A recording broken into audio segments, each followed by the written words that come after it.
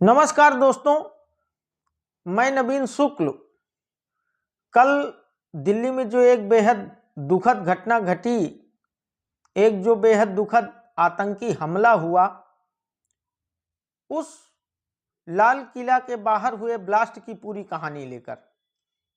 दोस्तों, सोमवार शाम करीब 7 बजे दिल्ली के लाल किले के पास एक जोरदार धमाका हुआ, जिसमें अब तक 9 लोगों की मौत की खबर है और 20 से ज्यादा लोगों के घायल होने की बात कही जा रही है। बम विस्फोट इतना जोरदार था मित्रों कि इसकी गूंज 4 किलोमीटर दूर तक सुनी गई। दोस्तों, सोमवार की शाम 6:52 पर दिल्ली के दिल लाल किले के पास जोरदार बम धमाका किया गया। सुनहरी मस्जिद की कार पार्किंग में दोपहर 3:19 पर HR-26 CE 7674 नंबर की I-20 कार पार्क की गई थी और शाम को भीड़भाड़ होते ही 6:48 पर इसे बाहर निकाला गया।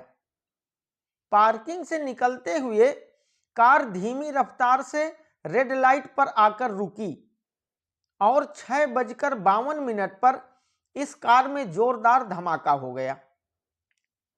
मित्रों, धमाका इतना तेज था कि इस कार के साथ साथ कई और कारें इसकी चपेट में आ गईं। कई ऑटो, मोटरसाइकिलें सब इसकी चपेट में आकर बुरी तरीके क्षतिग्रस्त हो गईं और धू धू कर जलने लगी। जो भी इस धमाके की चपेट में आया उसके चीथड़े उड़ गए। मित्रों, धमाके की तीव्रता इतनी जोरदार थी कि कई मीटर दूर खड़ी गाड़ियों के और लाल किला मेट्रो स्टेशन के शीशे तक टूट गए। इस धमाके से चारों तरफ अफरा तफरी मच गई। मित्रों, लोग इधर उधर दौड़ते भागते चिल्लाते नजर आए। किसी को कुछ नहीं समझ आ रहा था कि आखिर अचानक क्या हो गया। आसपास खड़ी कई गाड़ियों में, बसों में आग लग गई मित्रों और चारों तरफ हाहाकार मच गया। आनन फानन में पुलिस और फायर विभाग को सूचना दी गई। तुरंत दमकल विभाग की गाड़ियों ने मोर्चा संभाला। मौके पर Delhi police, special cell, crime branch, NIA, FSL सहित अन्य जांच एजेंसियों के लोग पहुंच गए। घायलों को तुरंत मित्रों LNJP अस्पताल पहुंचाया गया। मृतकों को LNJP हॉस्पिटल की मर्चरी में भेजा गया। तमाम एजेंसियां अब इस मामले की तहकीकात में जुटी हैं। मौकाए वारदात से सारे सबूत इकट्ठा किए गए हैं। मित्रों, इस धमाके के तार कहीं न कहीं फरीदाबाद से भी लिंक होते दिख रहे हैं। सोमवार को जम्मू कश्मीर फरीदाबाद पुलिस के सर्च ऑपरेशन में धौज और फतेहपुर तगा से 2900 किलो अमोनियम नाइट्रेट बरामद किया गया था। मित्रों, सूत्रों के मुताबिक जिस I-20 कार में धमाका हुआ उसे जम्मू कश्मीर का रहने वाला उमर चला रहा था। पुलिस इस ब्लास्ट की 2 थ्योरियों पर काम कर रही है। मित्रों, पहला, या तो उमर ने इसे सुसाइड बम बनकर ब्लास्ट कर दिया या फिर उसे ब्लास्ट कहीं और करना था, लेकिन हड़बड़ाहट में या किसी और कारणवश रास्ते में ही ब्लास्ट हो गया।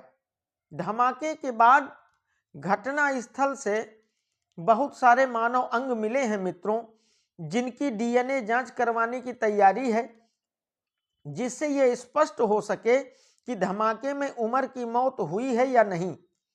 हालांकि उमर की मां और भाई को गिरफ्तार कर लिया गया है। सुरक्षा की दृष्टि से इस समय अलर्ट घोषित किया गया है। और मित्रों, लाल किला मेट्रो स्टेशन और बाजार बंद कर दिए गए हैं। वाहनों की इस समय पूरी दिल्ली में सघन जांच चल रही है। जगह जगह ATS की छापेमारी चल रही है। और मित्रों, अभी सूचना मिली है कि आज फरीदाबाद के सेक्टर 56 में फिर से भारी विस्फोटक बरामद किया गया है और ये जिस घर से विस्फोटक बरामद हुआ है उसका मालिक बल्लभगढ़ में रहता है। और मित्रों, इस व्यक्ति के फरीदाबाद में और कई सारे मकान हैं। दोस्तों, जिस i20 कार का इस्तेमाल इस ब्लास्ट में हुआ उसे एक साल में 7 बार खरीदा बेचा गया। पता चला कि सलमान नाम के व्यक्ति ने यह कार गुरुग्राम से खरीदी थी। जब उसे अरेस्ट किया गया मित्रों, तो उसने कहा कि उसने इस कार को पहले ही बेच दिया था। बीच में इसे एक देवेंद्र नाम के आदमी ने खरीदा, फिर उसने भी बेच दी और आखिर में यह कार उमर मोहम्मद के पास पहुंची, जिसका इस्तेमाल उसने धमाके में किया। जांच में पुलवामा जम्मू कश्मीर के तारिक का भी नाम सामने आया है और कहा जा रहा है कि इस कार को तारिक ने भी खरीदा था और फिर उसने इसे उमर तक पहुंचाने में मदद की। और मित्रों, संभावना यह है कि तारिक ने ही उमर को लॉजिस्टिक भी मुहैया करवाया हो। दोस्तों, फरीदाबाद मॉड्यूल में डॉक्टर मुजम्मिल शकील, डॉक्टर अदील अहमद राथर और डॉक्टर शाहीन शाहिद को पहले ही गिरफ्तार कर लिया गया है। और ये जो डॉक्टर शाहीन है, इसको जैश की महिला विंग का प्रमुख बताया जा रहा है। दोस्तों, अब इस धमाके की जांच एनआईए को सौंप दी गई है और अब इस पूरी घटना की जांच एनआईए करेगी। मित्रों, उत्तर प्रदेश, मुंबई, पंजाब, कई सारे देश के राज्यों में इस समय हाई अलर्ट घोषित कर दिया गया है।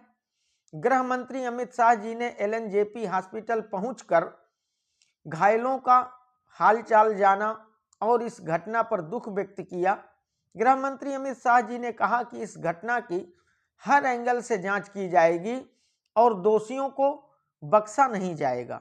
मित्रों, प्रधानमंत्री नरेंद्र मोदी जी ने भी दुख जताते हुए मृतकों के प्रति गहरी संवेदना व्यक्त की है और दोषियों को कड़ी सजा देने का वादा किया है। मित्रों, आप कल्पना करिए कि ये कोई डॉक्टर है, कोई इंजीनियर है, कोई कुछ है, इतने बड़े बड़े पदों में बैठे लोग इस तरीके की देश विरोधी गतिविधियों में शामिल हैं। मित्रों, इस समय आप देखिए, जम्मू कश्मीर से फरीदाबाद तक सारे डॉक्टर ही डॉक्टर अरेस्ट हो रहे हैं और इनके पास से AK-47 और इतना विस्फोटक सामग्री, ये सब कैसे बरामद हो रही है मित्रों?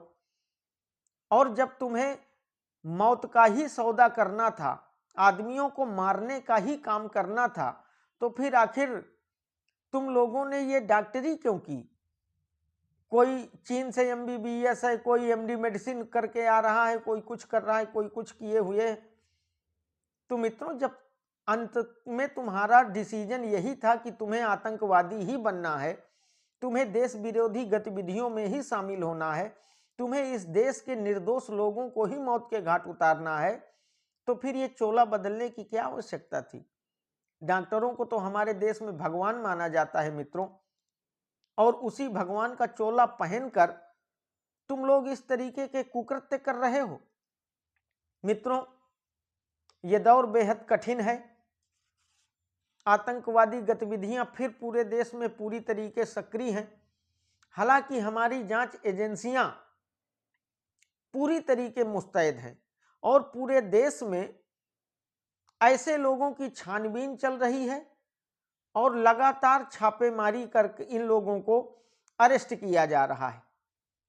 मित्रों, इस मामले में जो लाल किले में कल ब्लास्ट हुआ है, इसमें भी कई लोगों की गिरफ्तारियां की गई हैं संदेह के आधार पर, और निश्चित तौर पर इस ब्लास्ट के दोषियों को कड़ी से कड़ी सजा दी जाएगी। मित्रों, मैं लाल किला ब्लास्ट में मरने वाले सभी लोगों के परिवारों के प्रति अपनी संवेदना व्यक्त करता हूं, मृतकों को विनम्र श्रद्धांजलि देता हूं और जो लोग घायल हुए हैं मित्रों, उनके जल्द स्वस्थ होने की ईश्वर से कामना करता हूं, प्रार्थना करता हूं मित्रों। और ये उम्मीद करता हूं कि हमारी एजेंसियां, हमारी फोर्सेज इतना मुस्तैद रहेंगी कि अब दोबारा हमें ऐसी घटनाओं को देखना सुनना नहीं पड़ेगा मित्रों। तो ये थी मित्रों कल दिल्ली में लाल किले के बाहर हुए बम विस्फोट की पूरी कहानी, जिसमें 9 लोगों की निर्मम हत्या हो गई, निर्दोष लोगों की हत्या कर दी गई और 20 से ज्यादा लोग घायल हो गए मित्रों। पूरे देश में खौफ का माहौल पैदा हो गया। मित्रों, इन आतंकियों को कड़ी से कड़ी सजा मिलनी ही चाहिए। मेरे चैनल को शेयर और सब्सक्राइब जरूर करिएगा। बहुत बहुत धन्यवाद।